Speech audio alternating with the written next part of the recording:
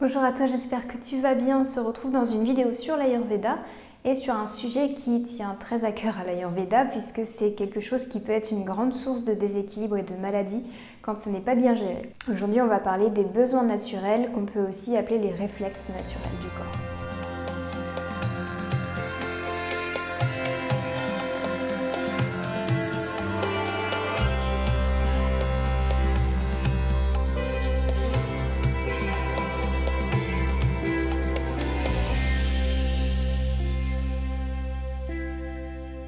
Selon l'Ayurveda, l'être humain est un ensemble de canaux qui sont appelés nadis. Ce sont des canaux qui sont plus ou moins physiques. Parfois, ils sont comparables aux artères, aux veines, etc. Mais il y a aussi des canaux pour le mental, des canaux pour le prana, donc l'énergie vitale qu'on va avoir dans notre corps, qui eux sont beaucoup plus subtils. Ce qui se passe quand on a des canaux partout dans le corps, c'est qu'on a besoin de faire rentrer des choses et faire sortir d'autres choses.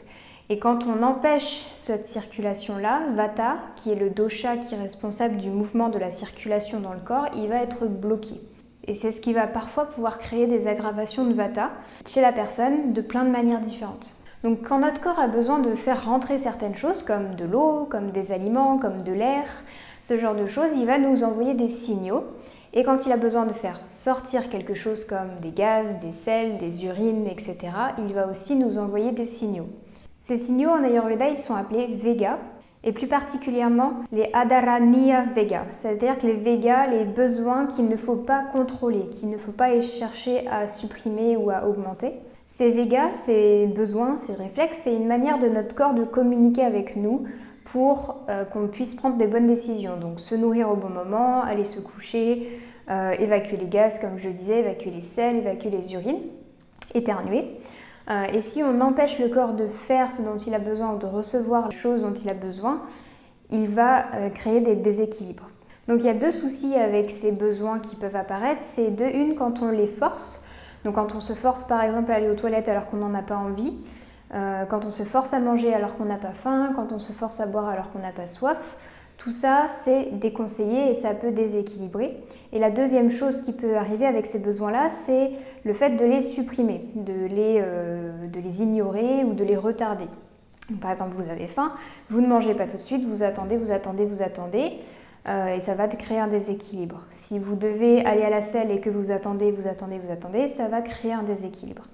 C'est très très important selon l'Ayurveda de faire bien attention à ces signaux de notre corps parce que c'est eux qui vont nous indiquer ce dont il a besoin. Je vais donc te présenter les 14 besoins ou réflexes du corps humain. Ils ne sont pas dans un ordre particulier, je te les présente juste comme ça. Donc un premier besoin, c'est le besoin d'uriner qu'on appelle Mutara Vega. L'autre besoin qui vient juste après, c'est le besoin d'évacuer les sels qui s'appelle Purisha Vega. Un autre besoin, c'est celui qui s'appelle Chukra Veda et qui signifie le besoin d'éjaculer. L'autre besoin, c'est Vata Vega qui est le fait d'évacuer les gaz. Jardi Veda, c'est le fait d'avoir besoin de vomir. Kshavatu, qui est le besoin d'éternuer. Udagara, qui est le besoin d'évacuer les gaz mais par le haut. Donc ce serait le besoin d'avoir des éructations. Drumba Vega, qui est le besoin de bâiller. Kshuddha Vega, c'est la faim, donc le besoin de manger. Pipasa, c'est la soif, le besoin de boire. Vashpa Vega, le besoin d'évacuer les larmes, donc de pleurer. Nidra Vega, le besoin de sommeil. Nishwasa Vega, qui correspond au besoin de respirer fortement quand on fait un effort, par exemple. Et enfin, Kasa Vega, qui correspond à la toux, le besoin de tousser. Donc tous ces besoins que je viens de te citer, c'est des besoins que tu ne devrais pas avoir à contrôler, avoir à réprimer ou avoir à forcer l'évacuation ou la prise, ou forcer l'entrée ou la sortie. Je ne vais pas rentrer en détail sur tout ce que sont les effets secondaires de la suppression de chacun de ces végas parce que ça ferait une très très longue vidéo et ce serait très très ennuyeux aussi surtout. Mais ce qu'il y a à retenir, c'est que tous ces besoins naturels, quand ils vont être supprimés, ils vont aggraver Vata, puisque si on empêche la circulation ou si on force la circulation, on touche au dosha Vata, puisque c'est lui qui gère la circulation dans le corps, les mouvements, les choses qui se déplacent. Donc si un de ces besoins n'est pas satisfait, on va avoir des aggravations de ce dosha la plupart du temps, qui va pouvoir aggraver d'autres doshas, parce que si Vata il ne peut pas s'évacuer, il va tourner en rond entre guillemets sur lui-même et il va potentiellement aggraver par exemple Pitta au niveau du système digestif. Donc pour te donner quelques exemples, la plupart des besoins, quand tu les supprimes, quand tu les renies, ça va créer de la fatigue parce que Vata va s'aggraver et le prana ne pourra pas circuler correctement. Le prana, c'est ton énergie vitale. Si elle ne circule pas correctement, tu vas te sentir fatigué, tu ne vas pas te sentir plein ou pleine d'énergie. Donc ça va se manifester par exemple, ce que j'ai le plus souvent en consultation, c'est des personnes qui sont constipées par exemple, ou qui se retiennent d'aller à la selle parce qu'elles ne sont pas dans un environnement qui leur convient ou ce genre de choses-là. Ça cause pas mal de problèmes au niveau du système digestif, mais pas seulement. Donc ça va créer des gaz, ça va créer un assèchement général, puisque Vata, quand il est bloqué, il va, comme je te disais, tourner en rond. Et Vata, c'est de l'air, donc il va assécher. Donc plus tu vas te retenir d'aller à la selle, plus tes selles vont être sèches. Il va y avoir ce problème-là. Tu vas avoir aussi des soucis de congestion au niveau des sinus, au niveau de ORL. Et ça, on ne le sait pas, mais la sphère ORL est très, très, très reliée à la sphère digestive. Et quand il y a des problèmes de constipation, on retrouve souvent de la congestion aussi au niveau des sinus, au niveau du nez. Le problème aussi, si Vata est bloqué vers le bas, que ce soit pour des gaz, pour des urines ou pour des selles, il va remonter. Pourquoi? Parce que comme je te le disais, Vata il a besoin de bouger. Donc s'il ne peut pas aller vers le bas, il va aller là où c'est ouvert, donc il va remonter. Et c'est comme ça que des personnes vont potentiellement avoir des problèmes de reflux acide qui ne sont pas forcément liés à une hyperacidité en tant que telle. Ce sera plutôt des problèmes de constipation ou de congestion au niveau du ventre qui empêchent l'urination, l'évacuation des gaz ou des selles et qui va faire que Vata va remonter et va aussi amener les acides qui sont normalement dans l'estomac, qui sont sains, ils vont remonter au niveau de l'œsophage et se retrouver dans l'arrière-gorge par exemple. Donc ça, c'est quelque chose qui peut être très désagréable, mais qui n'est pas forcément lié à une hyperacidité. Et ça, c'est très important de bien s'en rendre compte. Il y a un test qu'il est possible de faire si jamais tu as ce genre de problème-là, pour savoir si c'est un problème d'hyperacidité ou si c'est un problème de Vata qui se redirige vers le haut tout seul. Tu peux prendre du jus de citron. Si l'acidité en général et particulièrement le citron te brûle quand tu le prends, c'est qu'il y a un problème d'hyperacidité déjà dans l'estomac. Alors que si tu prends du jus de citron et que ça ne te fait absolument rien, en principe c'est que c'est Vata qui se redirige vers le haut. Parce que l'acidité en elle-même, elle n'est pas un problème tant qu'elle reste au niveau de l'estomac et qu'elle est contrôlée.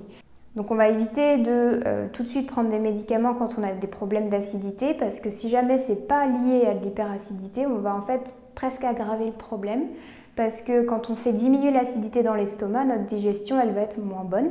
Quand votre digestion est moins bonne, votre transit est moins bon. Quand votre transit est moins bon, vous avez plus facilement de la constipation et on entretient le problème en fait, si on veut. Donc un autre exemple, si tu empêches les larmes de couler, tu vas pouvoir observer des problèmes au niveau de l'abdomen aussi, puisqu'encore une fois c'est Vata qui est perturbé, mais tu vas aussi avoir des problèmes au niveau des yeux, des soucis au niveau des sinus. On parle aussi qu'on peut avoir une sensation d'étourdissement un petit peu au niveau de la tête, ça peut être une raison. Des problèmes de cœur, etc. Donc là, ce que je te dis, c'est vraiment, ça peut aller des petits problèmes à des gros problèmes, mais ce qu'il faut bien se rendre compte, c'est que c'est au quotidien, quand on ne respecte pas ses besoins naturels, qu'on va laisser s'installer un déséquilibre. Donc si tu sens qu'il y a quelque chose qui est en train de s'installer, il y a des choses à faire. La première, c'est de répondre à ton besoin. S'il y a le besoin d'aller à la selle, il faut aller à la selle. S'il y a un besoin de pleurer, il faut pleurer. S'il y a un besoin d'éternuer, il faut laisser le corps faire. Parce que le problème, c'est que si on ne répond plus aux besoins au bon moment, parce qu'il y a une question de timing aussi, si on ne répond plus à nos propres réflexes corporels au bon moment, on va arrêter de les recevoir. C'est pour ça que certaines personnes n'ont plus de sensation de faim, n'ont plus de sensation de soif, elles ne savent plus quand est-ce qu'elles ont besoin d'aller à la selle, donc au final ça s'accumule. Elles ne se rendent même plus compte qu'elles ont besoin de pleurer ou éternuer, etc. Donc on va perdre ces signaux. Ce qui est très dommage parce qu'ensuite ça devient très très compliqué de se nourrir, de vivre en fait de manière générale sans avoir ces indications de notre propre corps. Pour te donner mon exemple, pendant très longtemps je n'ai pas écouté mes sensations de soif et je ne savais plus comment savoir si j'avais soif ou pas. Donc ça m'a pris un temps avant de me réhabituer à ces sensations-là, maintenant ça va beaucoup mieux. Mais c'est vrai qu'il faut faire attention à ça parce sur le long terme, tu vas perdre en fait cette sensation et tu ne sauras plus comment te rééquilibrer naturellement. Bien sûr, ça se soigne, il y a des mesures à faire. La plupart du temps, la première chose que tu peux faire, c'est rééquilibrer Vata. Donc, comment on rééquilibre Vata? On utilise la chaleur, on utilise le gras, donc par exemple en consommant des plats onctueux, c'est pas seulement du gras, c'est l'onctuosité, donc par exemple des soupes, des kitcheries, des plats qui vont avoir cette onctuosité-là. Donc la chaleur, je l'ai dit, le repos mental aussi, la méditation, la relaxation, très très important pour Vata.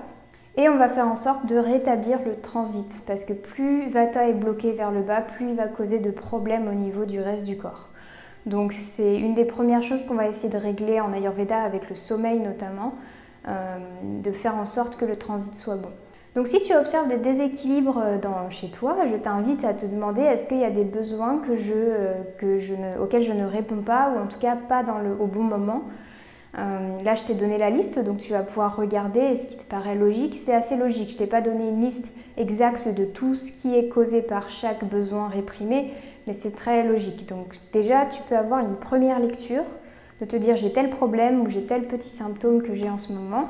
Est-ce que ça pourrait être lié au fait que je réprime ce besoin ou que je satisfais ce besoin alors que je n'en ai pas besoin, justement. Le plus courant, quand je dis ça, ça va être par exemple boire quand on n'a pas soif ou manger quand on n'a pas faim. Donc je t'invite vraiment à te reconnecter à ces sensations, à ces besoins, notamment le besoin de dormir, dont je n'ai pas beaucoup parlé dans cette vidéo, mais qui est essentiel. Combien de personnes me disent « mais moi en fait mon heure c'est 20h et ensuite je ne peux plus m'endormir ». C'est quand le corps a besoin de se reposer. Le problème, c'est que si on ne l'écoute plus, après, on n'a plus les sensations de sommeil et on n'arrive plus à s'endormir. Donc ça peut créer des problèmes d'endormissement, des problèmes d'insomnie, etc. Donc voilà, j'ai voulu garder cette vidéo relativement courte. J'espère que le sujet t'a plu, que tu as appris des choses. Si ça t'a plu et que tu veux en savoir plus, n'hésite pas à me le faire savoir en commentaire.